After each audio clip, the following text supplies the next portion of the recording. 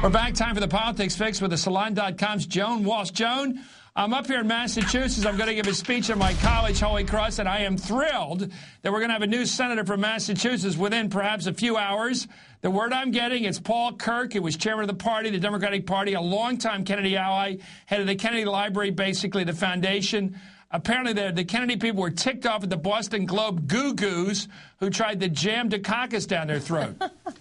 You know what a goo-goo is. We don't like them. Yes, I do. Yes, good government, these good government people. Look, Mike Dukakis would have been a fine choice, but this is really a political and sentimental action, Chris, as you know, and to have gone to this trouble and then defy the wishes of the Kennedy boys and Vicki Kennedy would make no sense. That's just not something Deval Patrick could really think about doing. So I think I'm hearing all the same things. It sounds like you might have another senator during your trip. Well, we'll have some charisma at least this time. Dukakis may have been a little deficient in that department, but Paul Kirk's got a lot of it.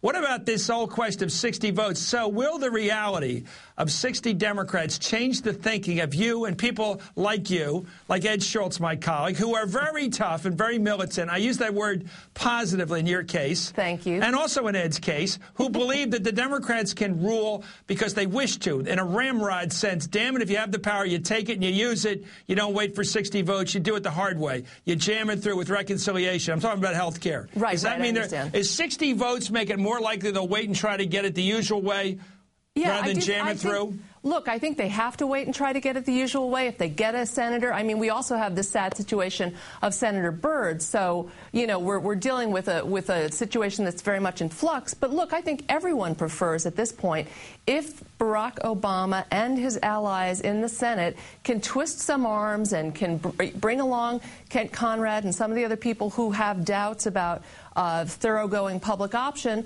I think everybody prefers that he do that rather than simply going to reconciliation. In the end, if it has to go through reconciliation, I would prefer that than a bad bill. But we're not there yet. I think 60 votes is a great shot in the arm to get the party back together. We've never had those 60 votes. There was no Franken, then we lost Kennedy. Why not invite everybody to a room, close the door, and say nobody leaves the room until we agree on a bill? And you can have the president in that room. I'm serious about this. Get the staffers out of the room if you have to. Get them in the room and say, yes, you're not leaving.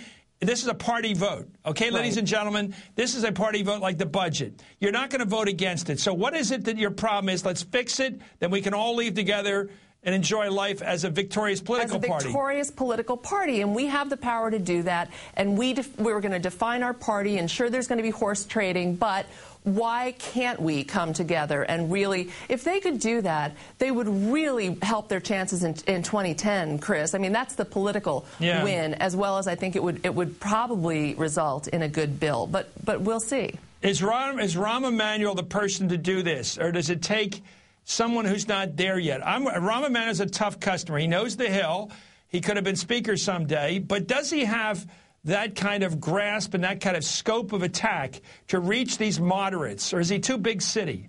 I'm wondering if he can talk turkey to Blanche Lincoln. Can he talk to Mary Landrieu? I'm serious. Can he sit and talk to a moderate? I'm not sure you can. I'm not sure I can. You got to talk to these moderates. They're Democrats. If you're a Democrat, you say, look, we got a common interest in success here. We have a president whose life is on the line as a political leader here. If he goes down and fails on his #1 objective, he will be a failure. And that's going to hurt the whole party. And we will all be failures. He will take down the party. To come to this point where we have a decisive margin in the House, to have an actual 60-vote margin in the Senate, and then lose? No, it's got to be the president. I don't think it's Rahm. Let's bring in Jonathan Martin. The big question we've got to, it looks like we've got Paul Kirk as the next senator from Massachusetts. Let's make that assumption, put that on the table. Does the presence of 60 Democrats now make it more likely they'll go the usual route, get 60 Democrats, maybe Olympia Snowe for 61 to replace maybe Ben Nelson or whatever? Can they do it now? Yeah, I think it's more likely, but Chris, I'm not sure how much more likely it actually is. Keep in mind, that 60 is not a real 60 because they're not all true blue liberal Democrats who are going to vote the party line. You've got a lot of red state Democrats in the South and the West who are going to want to take a long look at this bill and are not going to automatically be a Democratic vote when that roll call is called, Chris. Yeah, but the roll call ultimately is called whether you're part of the party that wants to win or the party that wants to lose. Does anybody in the party think they're better off losing on health care? Well, you Jonathan may Martin, you're with Politico. Yeah, well, tell me, does anybody think it's a win if you lose? Talk to Blanche Lincoln. Talk to Ken Conrad. They may think that, it's a tougher vote to vote for it than to vote against it in their states. Now, you're right in the sense that shooting it down is a big, big step. I'm not sure those Democrats are going to want to be responsible for ultimately killing a health care bill that then hurts their party in the long run. But they're looking out for their own states, 60-40 sort of Bush, red states. Okay, this isn't the only problem that Barack Obama has as president. His biggest problem is much more real. It's about life and death on this planet. It's the war in Afghanistan. Was he right to double down and put more troops in there? Will he keep fighting for Afghanistan? We'll be right back with Joan. We're back with Joan Walsh and Jonathan Martin of Politico for more of the Politics Fix. Joan, what did you make of Trafficant tonight and his return to greatness there? I think he's a legend in his own mind. I don't think he's returning to greatness anytime soon, if he ever was great. It was pretty hilarious. You did a good job asking him questions, but what an amalgam of populist but also flat tax. It's all about Trafficant. It's not about I think it's about anger and Youngstown, and he is clearly Youngstown. It plays well in Youngstown. Yeah. He's still running for something. Let me ask you. You can first, Jonathan, on this one. This is a tricky one for both of you.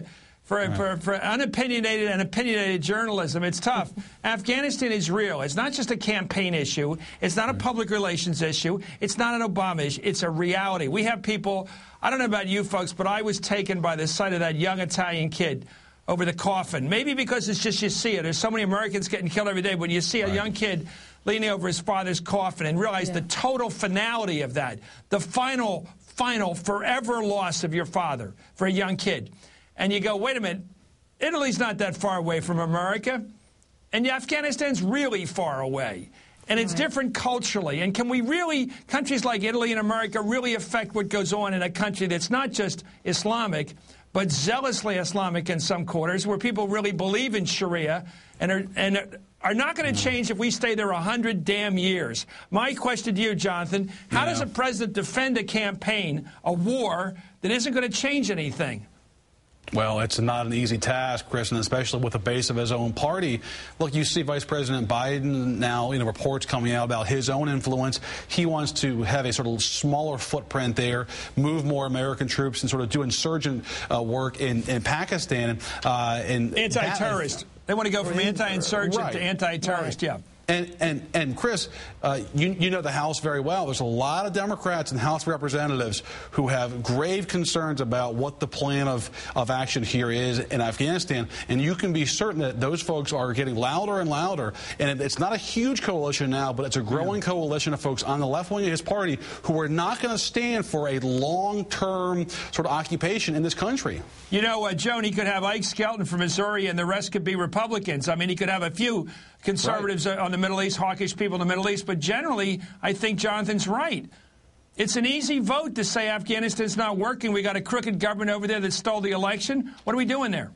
Well, I've heard people describe him as seeming weak because he's taking his time, but I disagree with that, Chris. I think the facts on the ground have really changed. I think the weakness of Karzai and this shady election have really changed the nature of our understanding and our commitment to Karzai. So if we don't have a Karzai government and we're not fully behind them, then what are we backing? I also think that, we've got George Will, we've got a few conservatives also expressing doubt. Sure, but really, absolutely. Really, the issue here is, the Biden versus Hillary debate, where Biden is saying, yes, counterterrorism, fight al-Qaeda, and Hillary is saying, but if you get the Taliban back, good luck getting al-Qaeda out. That's in the Democratic Party. That's a Democratic Party battle right now. What do you think the president thinks of Senator Clinton, Secretary Clinton, making such a strong statement of policy at this point? I was surprised to see that. I don't know if it's with his blessing because it's what he thinks, or... Has she boxed him in?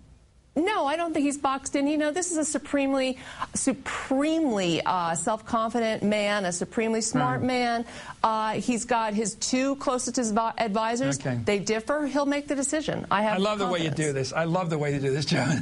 He's a self-confident man. He can take a punch from a woman. Anyway, thank you very much, John Walsh. I love the way you do this. You can't win these arguments. Thank you, John. You always win. Jonathan Martin, sir, thank you for joining us. Thank you, John Walsh.